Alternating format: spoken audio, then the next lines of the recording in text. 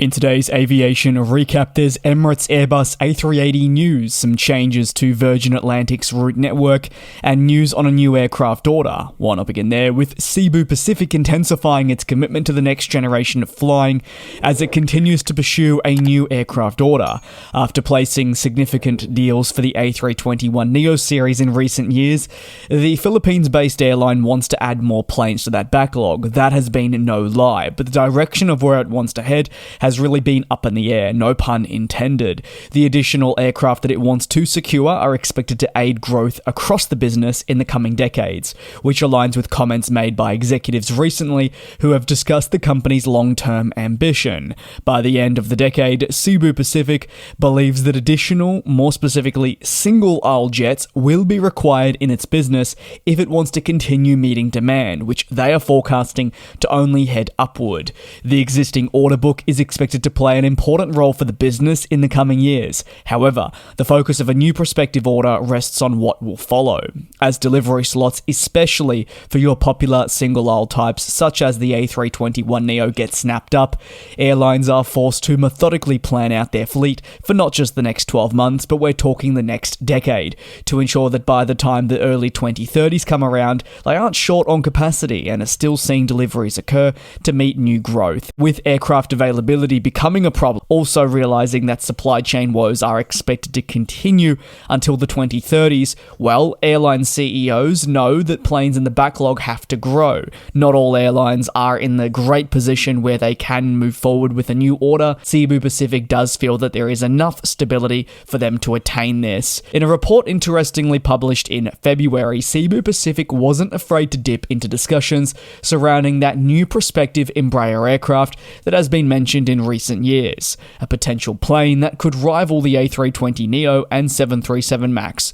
While Embraer has certainly cooled off discussions around this, other airlines have come out and said that they would very much be keen for something like this in a world where we're only relying on the A320neo and the MAX program. If these two companies encounter issues, well, the options are very much limited, especially with COMAC being severely unproven in specific locations, let alone fit to fly. In those comments, like I said, Embraer was mentioned as a potential solution, but now the airline is ruling out this plane maker, and even the popular E2 series, which has definitely been making its presence felt right around the world.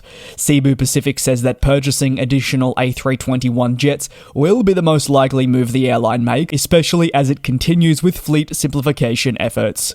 While the E2 on paper remains a good aircraft, Cebu Pacific feels its fleet is already complicated enough, and adding a smaller aircraft to the fleet would not make sense for the business in the long term. This will remain a persistent challenge on the part of the Brazilian manufacturer, as they find prospective customers with already established fleets of single-aisle planes who therefore remain unwilling to overcomplicate matters.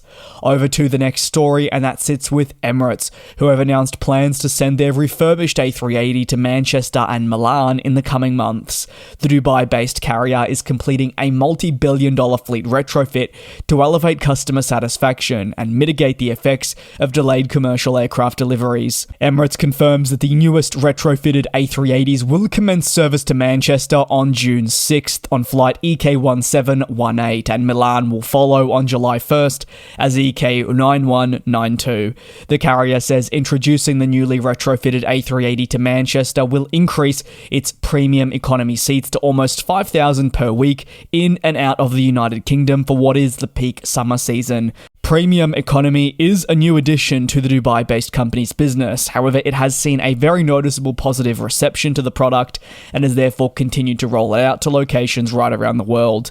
The enhanced network changes, especially in Manchester, complement the 4 daily flights offered on the retrofitted A380 between London Heathrow and Dubai. The Airbus A380, a newly delivered aircraft which offers services to Edinburgh, and the upcoming London Stansted switchover to the new 777 product will also occur, and this signifies that there is a great deal of importance towards the UK market and offering the latest generation cabin product. The newly configured A380s see 4 classes, with the new premium economy cabin at the front of the main deck in a 242 configuration with room for 56 passengers. Emirates confirms that the premium economy cabin offers each passenger a generous pitch, focusing on their ability to relax and work simultaneously. Features also range from in-flight seat charging, a side cocktail table with all the latest in-flight amenities. Emirates has really put a lot of emphasis on this retrofit program, and by no means is it coming on the cheap. It's primarily being driven by Emirates' desire to keep up with competitors, but you have to argue that the rush in getting all of this to occur is definitely driven by the inability to take on next generation planes such as the 777X. It is vital for the airline to make sure that its current fleet aligns with new planes coming in, and if those new planes can't arrive, well, it has to ensure the highest standards are met with its existing fleet. We know that your Middle Eastern carriers put such a big emphasis on offering the best products to their customers, and with each of them trying to outdo one another, in the case of Emirates, they have to invest billions to not fall further behind. Over to the final story in today's recap. Virgin Atlantic is adjusting its route network by axing flights to multiple US destinations. One of the airline's biggest decisions is to reduce flying towards markets such as New York John F. Kennedy International Airport from the winter season 2025-2026. The scaling back of flights will see 4 flights per day instead of the typical 5. Meanwhile, service adjustments will also occur on the West Coast, with Seattle seeing daily flights axed in favor of a move to 4 flights per week instead. Virgin Atlantic is still heavily committed to the US sector, so don't take these route axings as the be-all and end-all. It believes that there are still a lot of important cities that will remain on the network.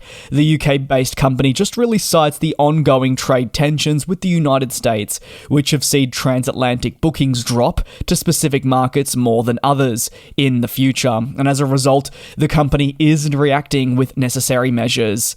While some cities will see services axed, like I said, it doesn't mean the airline is saying farewell to the United States or redeploying its aircraft to other global destinations. In fact, Virgin Atlantic is expected to increase weekly flights to Orlando and San Francisco. These measures are being undertaken in response to where demand is the strongest. Virgin Atlantic needs to ensure that it operates efficiently, which will enable it to achieve the best possible result across the board. Remember, the United States is a hugely important location for Virgin Atlantic.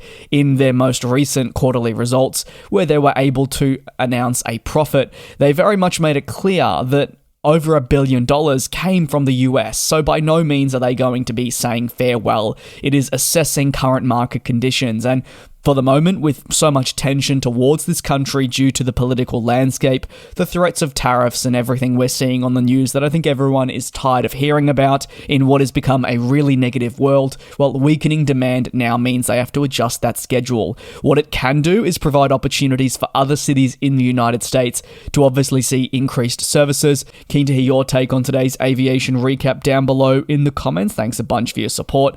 Take care, do be safe, and I'll see you tomorrow for your next recap. And we'll fly.